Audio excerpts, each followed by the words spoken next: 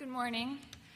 First, I'd like to thank my friend Amichai Magen for inviting me to be here on this panel, and also to Secretary General Dan Diker and President Ronald Lauder. Thank you. I'm so happy to have the privilege to be here amongst all of you. What I'm going to do today is not give a very long speech. I know I have to keep it brief, but I'm going to present to you a series of observations, talking points, if you will, things that you can carry with you when you go back to your home countries, things to reflect upon with respect to the status of Israel at this moment and the status of a potential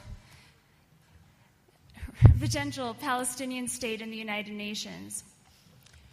Right now, there's a lot of fear, there's a lot of concern regarding the Palestinians' unilateral declaration of statehood, which actually runs counter to to all three, to Oslo II, the Y River memo, and the Sharm el-Sheikh memo, which all require that any sort of unilateral action, either by Israel or by the Palestinians, be subject to permanent status negotiations. Now, that being said, that aside, I know that there's also a concern that recognition of a Palestinian state will create a Palestinian state.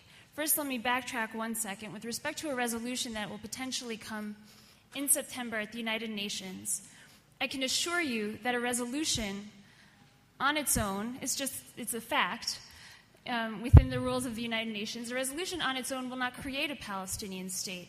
There are certain requirements to establish statehood in the international community, and they're dependent on different theories in international law. One is a declarative theory, which basically means that if a state feels like it fills all these requirements for statehood, such as a permanent population, a defined territory, a government that is capable of entering into diplomatic relations with other states, it can declare statehood and it becomes a state. That's not the accepted final word on statehood. There's also something called the constitutive theory, which requires that statehood is only established when other states recognize the aspiring state. So there are many of us who are concerned that a Palestinian state will be created if a majority of the world states recognize that state, but that's not the case either. If that were the case, then a Palestinian state may have been created in 1988 when they first proposed statehood for themselves, and 100 states in the world recognized their statehood.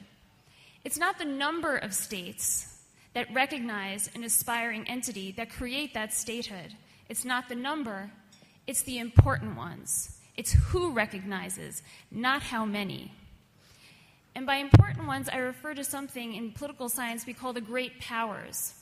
A great power is a nation or a state that has the ability to exercise its authority in the international community, either by having political power, having strong diplomatic ties, having a strong economy. But with respect to great powers, some say that it's a subjective test. Any state can say, well, I have a big population, I have a strong army, I'm therefore a great power.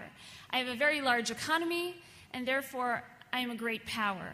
Some think that it's subjective, but in actuality, the determination of great powers is not subjective, it's an objective test.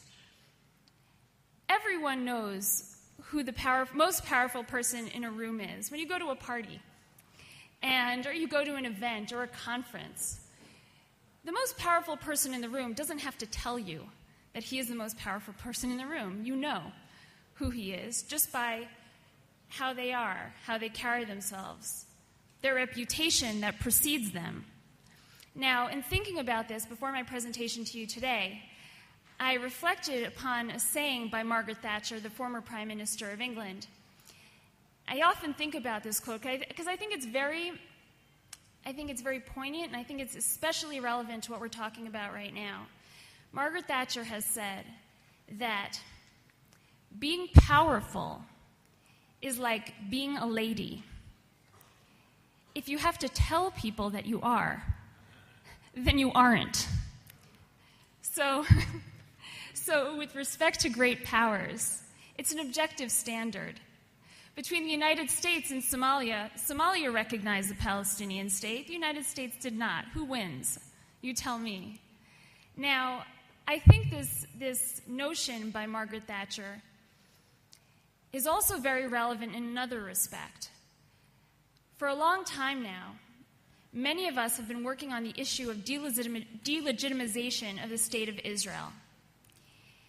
We're very concerned that Israel won't get its due in the international community, and Israel and others have expressed that for the Palestinians to achieve statehood, they must first recognize the State of Israel, the right to exist, a term that's not a favorite of mine. It's like saying you have the right to breathe air.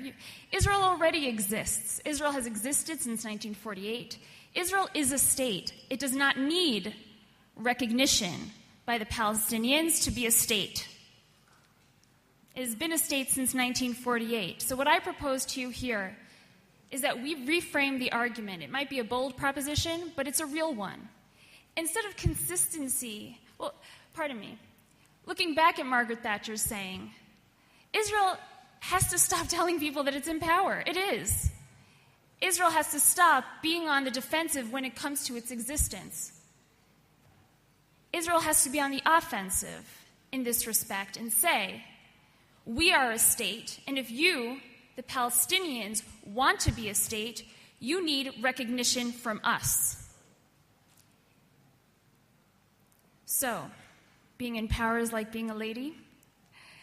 I think it's true.